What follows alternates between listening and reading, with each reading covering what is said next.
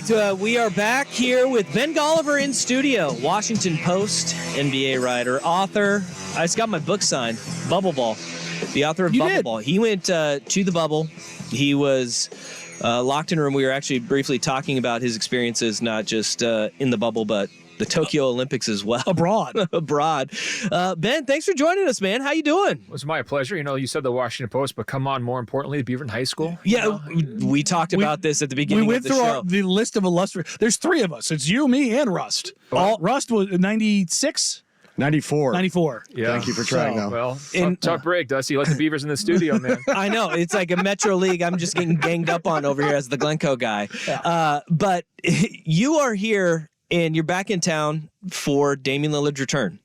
We were just talking about the emotions that are going to be in Moda Center tonight on Dame's part, and a lot of the fans too. You were here and you were covering the team when Dame was drafted and got into the NBA. What is your first memory of Dame as a prospect and a Portland Trailblazer? Well, I remember being real skeptical of Dame coming out of college because he had injury issues, because he'd been in college for 3 or 4 years, because it was a small school. Like, those are all the kinds of questions you have to ask during the pre-draft process. And then you start to get these overwhelmingly positive feedback about his interviews, his workouts, just his character, how he's carrying himself when he's meeting the front office and ownership. And you're just like, wait a minute, where's the truth here, right? Like, because this feels like a lot of red flags on one side, which wound up all not mattering whatsoever, and then a lot of like really positive green flags on the other side, which wound up kind of carrying the franchise for a decade. I think the other thing that was going on in that time period was like the draft was kind of tough, right? Like, you get B-Roy, that's a home run, but then it turns out not to be a home run. You get Aldridge, that's a home run, and turns out maybe to be like standing double, maybe a triple, right? Yep. You get Odin, that turns out to be, 3 strikeout, basically. And so I think there was some concern like in that time period of just like, well, what's next? Is there going to be a guy who's at that spot in that draft who could really carry a franchise? So I had probably lower expectations than most. Obviously, that was the Anthony Davis draft. Yeah. And once you realize you're not getting him, you're kind of just hoping, well, at that spot, like, 5-6 range, like usually that's not franchise level guys. And almost immediately during his rookie season, it was like, oh yeah, this guy's mature and polished, just like they promised during the pre-draft process. And he just hit the ground running, and that's really what I remember is not very many point guards come in as ready as he was and actually do it, right? Yeah. And that's the other thing about this, Ben, and, being there from the beginning and, watching this franchise go through the post-jail Blazers, the Sebastian Telfair, the missing on Chris Paul, missing on Darren Williams. Yeah, you get Brandon. Yeah, you get LaMarcus. And yeah, you get the hope with Greg. But there was that one thing that we kept – it was the joke on Blazers Edge, the point guard of the future. Right. And it was like, is this guy going to be that guy? What was it like to kind of watch somebody, even though LaMarcus had that kind of back and forth of not necessarily a power struggle, but looking at Dame assuming the mantle of the point guard leader? What was that like to kind of watch through the initial stages after Portland had just had that vacancy, really, since Damon?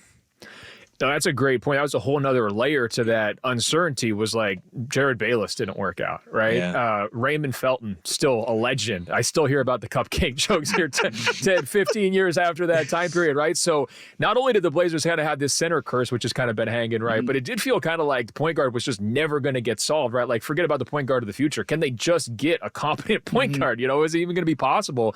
And so here he comes in, and it was always quiet leadership. I felt like with Brandon Roy, there was kind of a walk-the-walk leadership style too, but every once in a while he'd raise his voice and have a lot to say in post-game interviews. I think with Dame, there was a lot of respect towards his veteran teammates in terms of not trying to steal the team from a LaMarcus Aldridge, right? Not trying to overshadow guys who were older than him, but also being ready to hold his own, and being ready to take big shots in big moments, not always deferring in those kinds of spots like some young players do. And I do think it goes back to just his unusual path to the NBA. He was older, and he was definitely wiser, and he was more professional in his habits than most rookie point guards. And so I think the questions about could this guy handle it probably lasted 3 weeks, maybe if that. And it was like, all right, well. Which is insane to think about. Yeah, it never happens. Not in the context of Portland, but point guard in general. You go down the list of modern Pantheon point guards. I think that list is probably him, Chris Paul, Well, Steph, I mean, Steph was kind of... It's a fascinating comparison with Steph because it took Steph 3-4 years because to get to that ankles point. in Monta. You couldn't count on him, right? You had the Monta Ellis factor, like you mentioned, but more so just like, is he going to be out there every single night? And the durability from Dame, especially earlier in his career, was insane. He was out there every single game. And I definitely remember that too. There was a reliability, a consistency to early Lillard that, again, just kind of wise beyond his years. We look at Portland and what Golden State did. Golden State was a mess when Steph got there, right? And they got rid of Monta Ellis, and they said, we're committing to this. We're committing to this core. The Blazers were unable to kind of get over the hump.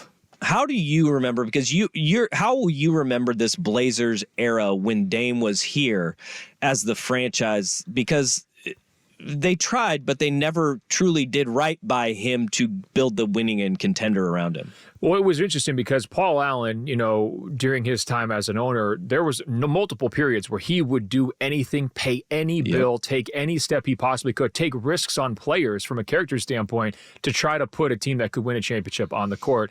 And I don't know if it was because he was kind of later in his life, if he had other things going on. I don't know exactly why, but I never felt like they went and made the all-in move at any point during Lillard's prime. And I think one challenge was LaMarcus just kind of up and left, right? Yeah. So whatever planning they had around the two of them, which was a nice quality duo, very bankable duo, sort of went out and they had to kind of go to backup plans.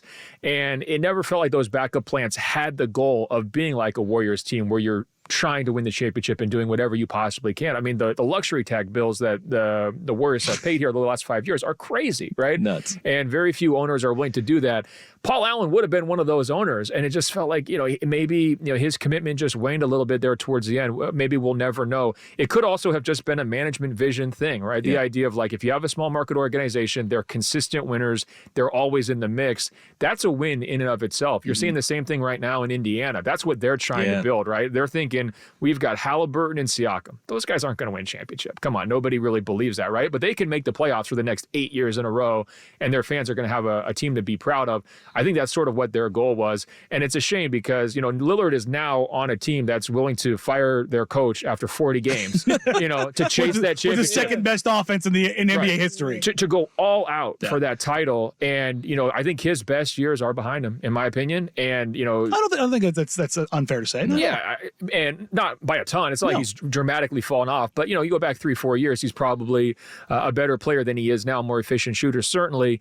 And to just know that he didn't have that kind of push when he needed it and they didn't align it up, it's going to be always one of those what could have been things, not just for him, but for fans too, I think. You've got like a nice tan. You've got a great head of hair now. Like you grew out your hair. Yeah, a little bit.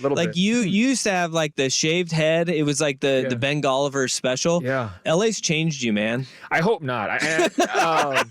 So the tan, that's just, you just fall into that. Right, when you live in California. The hair thing, that was actually a pandemic deal too. When I was writing that book that you mentioned, I have always really preferred the short hair. And my challenge to myself was I couldn't get a haircut until the book was sent in and filed. So I didn't cut my hair for like 6 or 7 months. It was so weird. I mean, it was like kind of emo. You would not recognize me at all. And I never had to go in public because it was like the heart of the pandemic. So that haircut was my favorite haircut of my life. It's just a little bit longer. I like it. It's a good look, man. It's a good look. Can you stick around with us for a little bit longer? Oh, of course. All right. We're just getting going with Ben Golliver, not just Beaverton High School, but the Washington Post as well. Indeed. All right. Slightly bigger publication. I'm just going to say Beaverton High School and then also the Washington Post NBA writer. He's in studio with us. You have risen from the guy who Blazers edge all the way up and kind of climbed, and now you cover the NBA on a national level.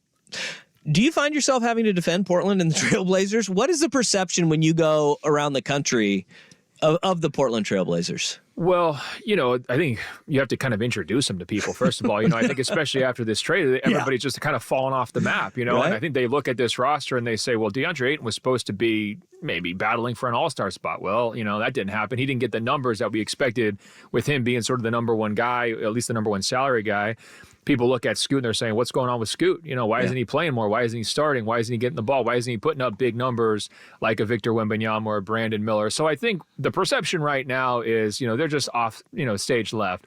I think I was actually impressed by the level of vitriol that I heard from some Blazers fans here in Portland last night when I went to this event for the Dame Photography Gallery. There's a lot of people who are a little bit feisty. I don't know if you guys are in the same spot mentally with this team, but there's been certainly a lot of that for sure. Yeah, and so I think that probably gets lost. I think that people from the outside look at Portland and they say, well, it's going to be a tough market to really build a winner, small market, all those disadvantages. Once you lose a star like Dame, you're going to have to give a team like that 3 years to kind of turn it around. And everybody else is able to check out. And fans here, it's sort of like, well, how are you going to check out on the Blazers? That's what we talk about, 365. And so I think that's probably the biggest gap between national perception and local perception. But there's been some cool stories like Walker. This guy, what a stud! That's a nice little find for Portland. Scoot, there's been some flashes too, and I would love to. I mean, this is sidetracking things. I would love to see them trade Brogdon. I know that's kind of going back and forth right now. When's the right time to do it?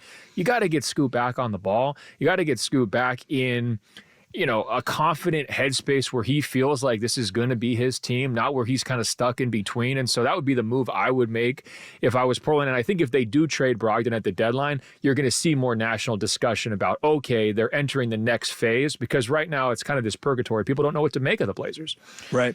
I think there's a lot of that to that, and just kind of discussing that with the Blazers organization, but around the league, I think a lot of what people are saying right now is that, is Scoot ready for that spot? And they're trying to figure out, like, are they just trying to bring him along slowly because it is going to be a 2 or 3 year process, and they don't want to try to force it or rush it, because they tried that on that road trip where they just got absolutely shellacked, 62-point loss. We're glad they came home from that trip, right? It kind of seemed like 50-50 maybe they should stay out on the trip a little bit longer. You don't come home until you win. Kind of coming back to Dame, what are... You were there day one as he takes this mantle, just kind of progressing through Dame's kind of return now, when he takes over kind of for LaMarcus. And, LaMarcus leaves, goes to San Antonio, and it's now Damian Lillard's team. And that team coming into that season, the over-under for Vegas is 26.5 wins. And you get to see the first real Dame time era take. What kind of stands out from that first run of that era? Well, the 26.5 is what stands out, because I think there was a lot of people thinking it could go under coming into that season, right? Because, Damian Lillard, I think at times was viewed maybe more as a one-way player at that stage. And it's like, how are you going to throw him out there with no front court help? How is that? Maybe it's going to translate to numbers for him, but is it going to translate to wins? And again, with Aldridge, just so bankable. I mean, everybody knows he's a 2010 every single night, and you're looking around to the front court saying they don't have any replacements for that, right? And so what people underestimated was his ability to scale his own offense immediately, right? And take on the type of superstar level burden that became more common in the next couple of years around the league. But at that time, it was not super duper common to just like throw your superstar to the wolves and say, get us every last basket, right? I mean, Harden came along and did that. We're seeing guys like Luka and Joel Embiid have these huge usage seasons. Russell Westbrook, another player kind of in a similar era doing things like that. But with Lillard, I think that people overlooked him. He's a little guy. He's not as big in physical as some of these star level players who are handling the huge loads. And he showed he could do it without sacrificing efficiency. And then Stotts, when he comes along, proves that you could build an amazing 3-point heavy offense that's efficient, that can get it done against any type of defense around that skill set. So they took everybody by surprise, including myself. I thought it was going to be a choppier retooling effort. And I do wonder if, had that season not gone as smoothly as it did, and maybe they have a little bit more pain up front, we would have gotten a little bit more of a push later on to be willing to take the next step, right? Because you're like, well, we know Dame and CJ can deliver X number of wins and a top 5 offense every single year. So did they just fall back on that, especially Neil Olshey? Did he just say, hey, this is kind of good enough, we can get by with this, rather than saying, okay, well, what's really going to optimize the team and, put them in a position where they can actually make deep playoff runs? And, it's, again, one of these hypotheticals we're never going to know, but I wish I could kind of run it back, and rather than get comfortable with that early success, use that early success as a springboard to push even harder, right? You mentioned, like, from day one, Dame just came in and off the jump, he was impressive. And we're seeing, you talked about how Steph, it took him like 3 years, whether it was health or finding that rhythm, but Steph ended up growing into that guy who, there's a lot of guys in the NBA that can get buckets, right? but to become a creator and facilitate for everybody else around them, that's when your point guard becomes special. As we kind of look at, Dame was almost that from the get-go, and he had refined the facilitator role a little bit more as his career went on. But how many guys are there like that in the NBA that have that create for everybody kind of game and stylistically that can do it? Because you see it's pretty few and far between where you can combine and meld both of those together. Yeah, no, I mean, the guys who I think are the best playmakers for their teammates right now tend to be actually bigger players who are just kind of like, a center trapped in a point guard's body like Jokic, or a big wing trapped in a point guard's body like a Luka or a LeBron. I think the one aspect that Steph had that Dame never got was Draymond, because I think the perfect pairing for Steph was a super versatile defender who could also play in pick and rolls and be a facilitator and could also be an amazing passer to kind of take some of that burden off Steph. You see it even now. When Steph has to be on the ball, he turns the ball over a lot. And he's pretty weak with the ball in some situations. And you're just like, man, what are these passes? Even in the NBA Finals, he's throwing behind the back passes for turnovers and like costing him his team a title. And you're like, what is going on here? And, Lillard had, a good partner in Aldridge, a really good partner in CJ McCollum, but he never had that perfect balancing player who could kind of cover up for maybe some of his weaknesses and make his strengths even stronger. And, Dame, like the shot quality that he got in Portland, people are going to trap him. He's going to have to take these shots from 30 feet. With Steph, he had a lot more space to operate thanks to Draymond. And then, of course, he's an amazing shooter, so he can pull from anywhere. It's not a huge problem there. But, that's another regret, too, is they never kind of found the right successor to Aldridge or, Dame's version of Draymond to pull the best out of him. I think that New Orleans series, when you said trap him, that New Orleans series, like when we look at the benchmarks in his career, that is where his career took off to another level. Like, because he'll say that too. It was ugly. That series was bad on every front, not just him either. But you mentioned the pairings around him. He's got Giannis now. Pretty good. That's a pretty good guy. Well, that's his Draymond. A lot of the stuff that I was saying about Draymond does, Giannis does, and more, right? Yeah. Who would you like when you look at young Scoot, where his game is at now? What do you think the pairing would be that amplifies his game a little bit more? The first thing I want to see for Scoot before you can start dreaming about Hall of Fame big men partners, I just want to see great spacing around Scoot, because the type of his game, shooters, 100%. The type of his game that you want to see is him to be able to take his man off the dribble, get to the rim, and have as few contested shots as possible. I think a lot of the problem, and people are focusing on his, poor finishing numbers so far this season, but it's much harder to finish in traffic than it is to finish in a spaced out court. Another guy who's a different body type dealing with the exact same problem is Cade Cunningham with the Detroit Pistons. I mean, this guy plays in a box every single night, right? And so, I like Kamara. I like Tybal. I tend to like those type of defensive stopper type players more than the average person. But if you're just going to surround Scoot with those type of guys, you're going to have finishing problems. You're going to have inefficiency. You're going to have him settling for tough shots more than you would want. So I would actually start like the building program around Scoot with getting some wing shooters. That's where I would start it. And, Ayton can set picks and roll and give you some offense that way. I would like to see him and Scoot more involved in pick and rolls as well. But that would be my first step if I was trying to build the right roster around him. I mean, we could sit here and talk with you all day. Do you have anything going on? Can you stick around for one more? Well, there's a game tonight. Okay, so we got you till 7. We got you till 7. Yeah. No, let's talk. Let's do it. All right. Ben Golliver, Beaverton High School, and the Washington Post as well. We're talking Blazers with Ben because it's a big day in Rip City as Damian Lillard returns for the first time in another uniform. What about this start in Milwaukee? As we've talked about Dame and kind of the steps of his progress. We've talked about the Blazers, but Milwaukee firing Adrian Griffin midway through the season. What a journey that has been here with Dame was like, he had Stotts. It was his guy. Yeah. He goes to Milwaukee. Stotts is there for a week.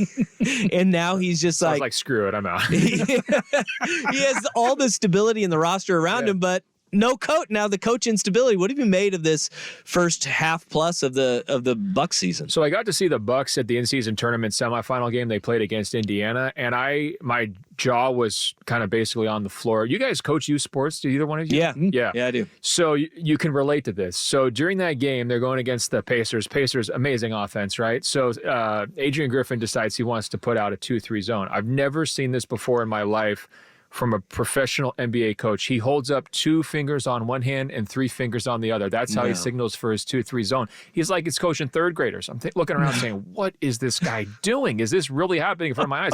And he keeps doing it over and over and over again. It's like, man, at least come up with some sort of a nickname for it or like a hand signal.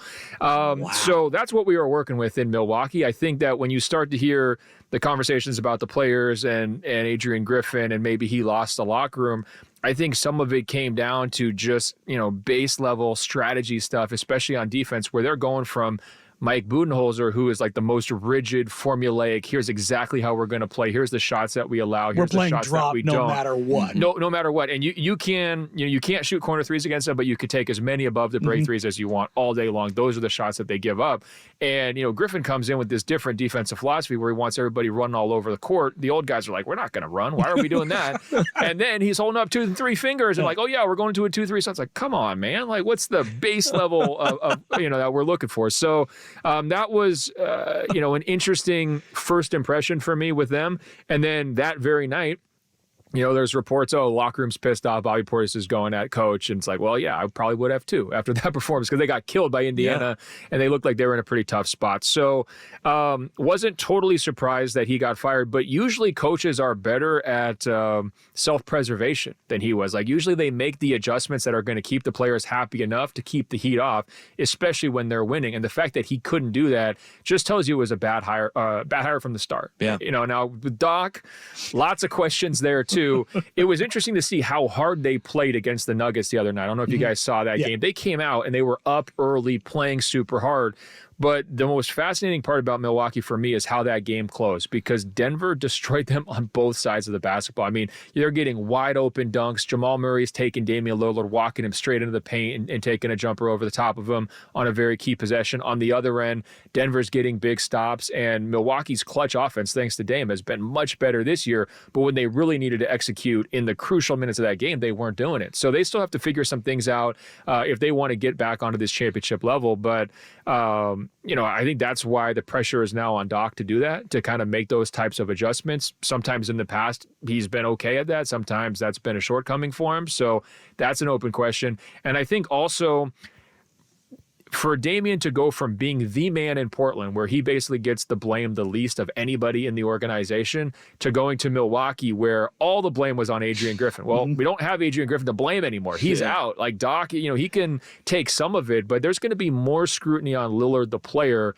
I think, for these next 3 to 4 months than there's ever been before in his career. He's going to have to step up and play, better, more physical defense in big moments.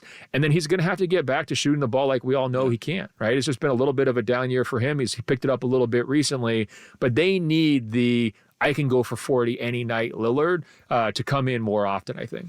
When you look at where this organization, the Trailblazers, have been in relationship to their stars, every single one of them has ended unceremoniously and in a manner that I don't think anybody in the organization would want, whether it's Bill Walton and a complete disassociation from the franchise for literal decades, and then Clyde and his trade demand, and Brandon, even in that short time period, how great he was.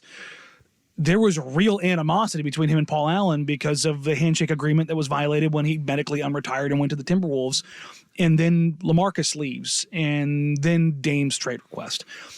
Even through all of those, do you think there's a difference between how each of those went and how they ultimately were resolved, and how Damian Lillard is going to be looked at tonight, even though it's clearly the freshest? Well, I think one common theme from some of those names that you mentioned is that injuries changed the story for a lot of those guys. And we're seeing it right now with Joel Embiid and the Philadelphia 76ers. When you deal with recurring injuries or players who can't stay healthy or can't play 100% to their peak, there is always going to be disappointment. Disappointment breeds hard feelings, and it goes both ways, whether it's on the player side or the organization side. So I don't know if you can ever, even if you handle the situation perfectly, ever get out of the Brandon Roy era with everybody feeling good, or ever get out of that Bill Walton era with everybody feeling good. I think it's just kind of impossible. What I think this Lillard situation might be different from some of the other ones is this feels pretty amicable by NBA divorce standards, right? There's nobody shooting, bullets into his jersey like we saw with Kevin Durant, right? There's nobody like burning stuff outside, in Cleveland, calling LeBron a traitor. There's none of that. There's right? no Comic Sans. Yeah. this feels very amicable on both sides. Lillard said yesterday he's come back with love. I think I heard that quote, right? The Blazers fans, I think I'm preparing for people to be crying tonight, right? I mean, it's definitely possible. So that even feels different from Drexler's return or from some of these other players' return. And I think it speaks to, I think it really speaks to fans more than anything else, because part of the reason why there's been harsh feelings throughout all these decades is because the fans embrace these guys and bring them in the ways that not every fan base does. You know, it's not just a player. This is a family member. It's kind of how people look at it. And when families have hard times, it gets personal and people take it the wrong way. But, you know, to me, like, it did get a little bit ugly last summer. You know, like, Dame doesn't put Joe Cronin in his goodbye letter. You know, Joe Cronin supposedly, he's not contacting you. These guys aren't talking to each other at the practice facility and all of that. Who knows whether that particular relationship's ever going to get back to where it was prior to all of this. But doesn't that feel like water under the bridge? Like, aren't people over that? Aren't you just ready to go, you know, celebrate this guy tonight and cheer for him? And when he gets to, you know, the letter O or whatever, you know, people are going to go nuts. And that doesn't always happen. You know, we've seen big stars not get as warm of a reception as Lillard's going to get tonight. I think there is like this element, though, like Joe Cronin may not have been in the farewell letter, but I think Dame's maturity is a big part of it in his relationship with the city, separate from the organization, is a big part of this amicable split. But I think Cronin in the organization kind of doing right by him was a big part too. Yeah, he didn't get to Miami, but they put him in the best situation possible. I mean, what did it's funny when the team trading you knows your best interest better than you do. You know, we could all hope to be in that situation. But the other thing they did is I thought they took the high road. You know, like it did get a little bit ugly. There was opportunities for Joe to, you know, air stuff out if he really wanted to. I don't know how, you know, crazy it would have been, but you know, being with the Blazers down at training camp in Santa Barbara for a day, and it's like, you know, asking those kinds of questions, like, you know, how do you guys feel about moving on? Is there any, you know, regrets? Would you have done anything differently? And they're just like, we're focused on these young guys. We're going forward. We have a new era. We're thankful to Dame. We're going to treat him right when he comes back to Portland. He's going to get his jersey up in the rafters. There was talk about a statue. There was going to be a statue. I would bet almost anything on that, right? Oh no, they're doing one for Sean's, and they're going to do one for Dame. Yeah. So there you go. What more can you do, right? It's like, okay, sure, maybe it gets a little bit tough when you're juggling phone calls from Miami and Milwaukee and whoever else you're talking to. That's just part of the business. It's more about how you mend those fences. And I don't think that the Blazers, you can criticize the Blazers for a lot this year in terms of roster building, construction, are these players underperforming? Was 8 in the right bet? I mean, you could dig these guys on a lot of different topics, but I don't think you could say they have handled the aftermath of that trade any better. Our former president of basketball ops trained us to know roster construction is not the issue here. Ben, right. Okay. That's right. It's the best and deepest roster you've ever had every year, right? That's right. Yeah. That's right. When you look at the Damian Lillard era, what is, you know, with Walton, it's the title. With Clyde, it's just how close they got. Yeah. With, you know, Brandon, LaMarcus, Greg, it's what could have been. What's the singular thread that you kind of pull from Dame? Because I think it's, for me at least, a little bit of kind of all of those things. Yeah. But where do you kind of end up with it, with what was the decade of Lillard? So for me, I'm a big Michigan football fan, and so I'm just coming off of this Rose Bowl, which was like the single greatest day of my life. You know, like, I mean, unbelievable. You know how people say like, oh, the birth of my kids, or like my marriage day was, no, forget that. Sorry to any of my family members that I offend. The Rose Bowl was the best day of my life. So my point is, you know, that last play where Alabama, Milrose running into the line, Michigan gets the stand, it's 4th and 3, they win the Rose Bowl, they knock down, they send Saban into retirement, all of that. That is just like one of those moments. Honestly, I'll remember that more than when they go the next week to Houston and win the national championship, because that moment was so special. And, you know, obviously it was great that they won it. Winning the championship helped validate that moment. But you get my point. Sometimes those special moments stick with you. And I think anybody who was at the Rockets buzzer beater or at the Thunder buzzer beater, that moment might not be a championship, but tell me that, you know, there's been champions who won the title and never had a moment as cool as that along the way, right? And especially the OKC one with just the perfect wave, the amazing pictures, the memes that have lasted for years. I go back and watch that Rose Bowl overtime like honestly every day, pretty much. Like it's pretty pathetic. You said I was well adjusted earlier. I don't know where that came from. No, but the bar is that low. Right. I mean, you just cleared it. Like that is the most well adjusted thing that we've heard all day. Right. And so for you guys though, you could probably go back and watch that Dame shot, either one of those Dame shots. You know, how many times do you think you've watched 1,000? 2,000? I mean, you really add it up. It's a lot. And so I guess my point is, not every team has an equal opportunity in the NBA to win a championship, to hoist the trophy. But that shot against OKC was almost more rare than a title in some ways. And so that's really what sticks with me, is like he gave people a moment. That moment will live and live and live and live and live for decades. Anybody who watched it, even on TV, but also in person, will remember exactly where they were, what the weather was like that day, what they had for lunch. And that's how I feel about that Rose Bowl too. And that's the takeaway. That's why we follow sports. That's why people care.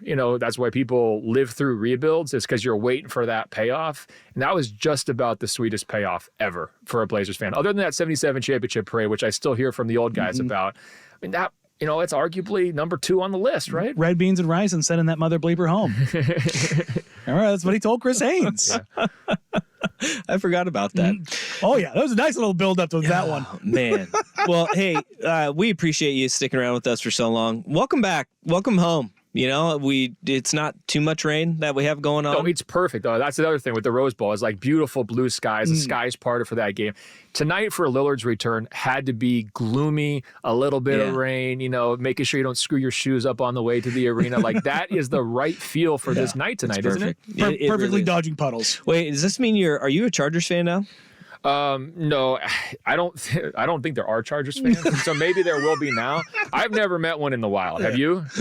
Not a real one. Yeah. Like not since the move, I mean, because they obviously had a fan base. Yeah. There's a lot of just Oregon fans that have with Justin Herbert attached. So you're just kind of watch him in Harbaugh at a distance. Well, I don't count that as a Chargers fan. That's a Herbert fan. I'm a Harbaugh fan, obviously indebted to him. We're talking about statues. Let's get him a statue in Ann Arbor. But no, I don't think I'm going to be hopping on the Chargers bandwagon, although plenty of good seats still available, I think. No, it's tricky, though, in LA, man. You got so many teams. You got Shohei Ohtani. Obviously, you got LeBron. Even the Clippers, I think, are probably at this point above the Chargers on the pecking order. So that's why you go out there and make a splash hire like Harbaugh, because you're trying to get relevant in a way you just haven't been. What is the feeling about the Clippers in their new arena? That's Inglewood. It's going to be massive. It's going to be beautiful. Side of the old Forum. Yeah. Yeah, I toured it. I mean, it's coming along. It's incredible how fast they built it. Like, if you have an unlimited budget, you can do so many cool things. And Ballmer's like, yeah, this sounds great. Let's put this into practice. The technology is going to be crazy. You're going to walk into the little store to get your food, grab and go. You're not going to have to pay. You're just going to walk out, and it's going to somehow know who you are. I think with your credit card, whatever, you don't have to swipe it. It's just going to automatically charge you. You get back to your seat. He's obsessed with the number of toilets he's got in the arena, so there's not going to be any lines for bathrooms whatsoever. You're going to be in and out, charging stations at every seat, What? So, and apparently they're going to be tracking people. If you agree to sign up, they could track how loud you're cheering and for how long you're cheering. And if you meet his standard, they're going to give you discounts at the team shop so you can go buy a jersey or go buy a t-shirt. Like, this guy's trying to do whatever he can to really create a home court advantage for the Clippers, because they've never had it. I mean, you go to Clippers games, sometimes, Clippers and Blazers, there'd be more people cheering for the Blazers, right? Especially in Dame's heyday than there are for the Clippers. So that really bothers him. He's trying to completely change the narrative around the team.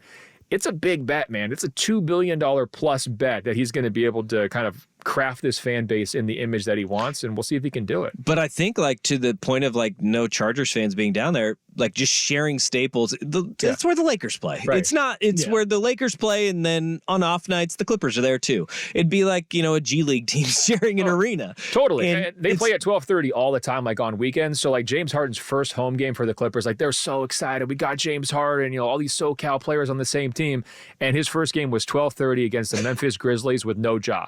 So you get there, it's half full, and nobody's excited. And if I'm Harden, I'm looking around what's going on? And they've played so well actually over these last 2 months that they've started to build up some momentum, and the fans are back in the building. But having their own place is going to be huge for them.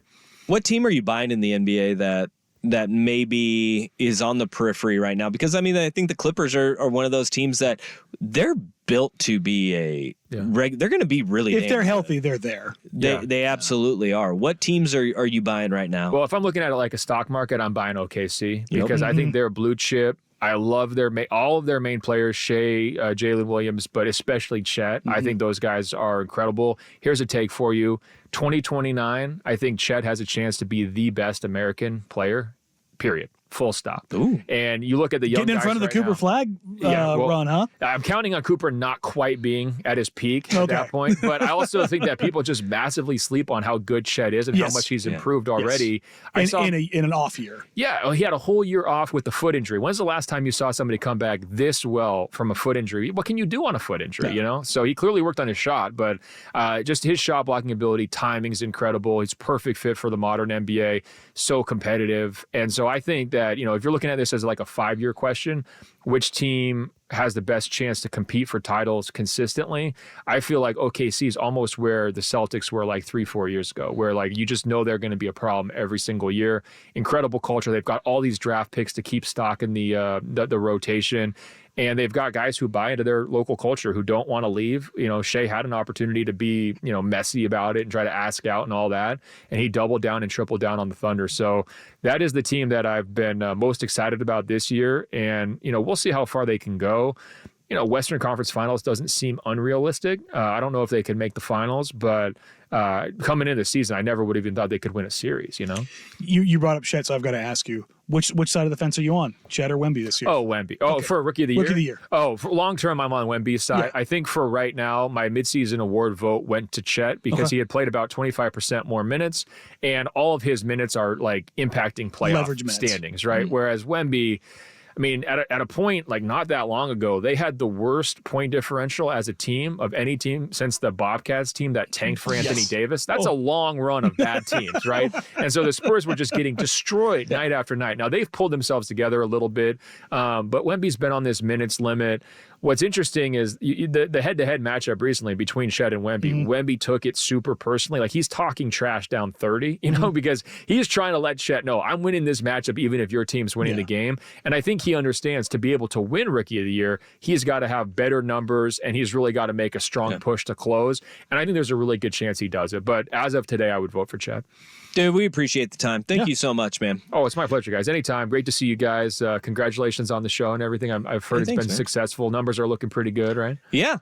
Things are going well, man. We appreciate it, and we appreciate you coming in. Ben Golliver, Beaverton Zone, Washington Post. Go check out the book, if you haven't yet, Bubble Ball, Inside the NBA's Fight to Save a Season. It's an incredible read, and it kind of takes you down memory lane because there's some good Blazers quips in there, too, with Lillard and in Portland. Oh, that's another great memory. The shot. Remember the shot that bounced up, hung in the air for like 10 seconds and fell through in the bubble? Oh, man. What a good one.